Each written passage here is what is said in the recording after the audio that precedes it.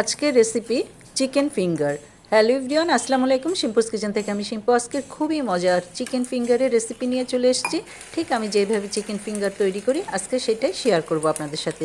Recipe ভালো লাগলে please like share subscribe করতে ভুলবেন না। সবার আগে রেসিপি পেতে অবশ্যই বেল বাটনটা ক্লিক করবেন। যখনই আমি কোনো রেসিপি দিব সবার আগে নোটিফিকেশান পেয়ে যাবেন। তবে চলুন দেখে নেওয়া যাক এই মজার চিকেন ফিঙ্গারটা আমি কিভাবে তৈরি করে থাকি। প্রথমে আমি এখানে ব্রয়লার মুরগির ব্রেস্টের গোশত নিয়েছি, আর একটা আমি 1 পিস গোশত নিয়েছি ব্রেস্টের। আপনারা ইচ্ছা করলে প্রয়োজন মতন আপনারা কম বেশি করে নিতে পারেন। আর ব্রেস্টের গোশতটাকে আমি ভালো করে এরকম লম্বা লম্বা করে কেটে নিয়েছি। আর অবশ্যই ব্রয়লার মুরগি দিয়ে করার চেষ্টা করবেন, ওখানে গোশতটা একটু বেশি পরিমাণে থাকে। আর এখানে লবণ দিয়ে দিলাম স্বাদ মতো, গোলমরিচের গুঁড়ো দিয়ে দিলাম হচ্ছে 1/2 চামচ, আর আদা বাটা 1/2 চামচের কম, রসুন বাটাও 1/2 চামচের কম দিয়ে সব কিছু উপকরণ একসাথে ভালো করে গোশের সাথে মিশিয়ে এখন 5 মিনিটের জন্য এইটাকে একপাশে সরিয়ে রাখবো। আর এখন একটা বেটার তৈরি করব।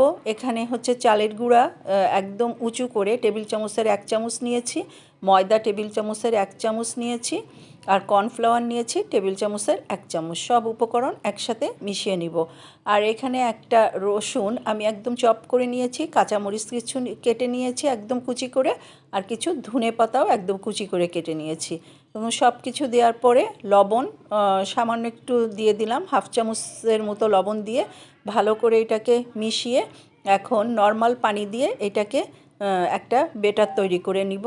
একটু বেটারটা একটু ঘনত্ব থাকবে।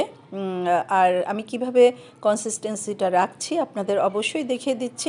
এইরকম একটু ঘন থাকবে। আর এখন এদিকে আমি তেল গরম করতে দিয়েছি।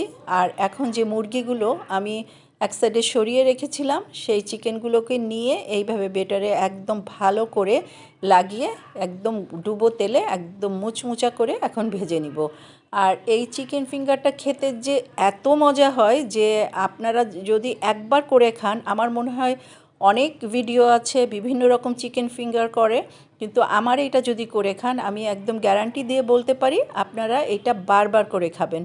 যেহেতু ধনে পাতার একটা ফ্লেভার আসে, কাঁচামরিচের, তারপরে রসুনের একটা ফ্লেভার আসে, এত মজা লাগে যে আমি যখন সব সময় এটা করে থাকি। আর এটা করলে বাসার আমার প্রত্যেকেই পছন্দ করে। এরকম মুচমুচা হয়ে গেলে আমি এখন তুলে ফেলবো। একদম খুবই ক্রিস্পি এবং খুবই মজাদার হয়ে গেল আমার চিকেন ফিঙ্গার। আর যে যেখান থেকে আমার রেসিপিগুলো দেখেন সবাইকে অজস্র ধন্যবাদ। প্লিজ আমাকে কমেন্ট করে জানাবেন আমার রেসিপি কেমন লাগছে আপনাদের। রেসিপি ভালো লাগলে প্লিজ সাবস্ক্রাইব করে আমার পাশে থাকবেন। আল্লাহ হাফেজ।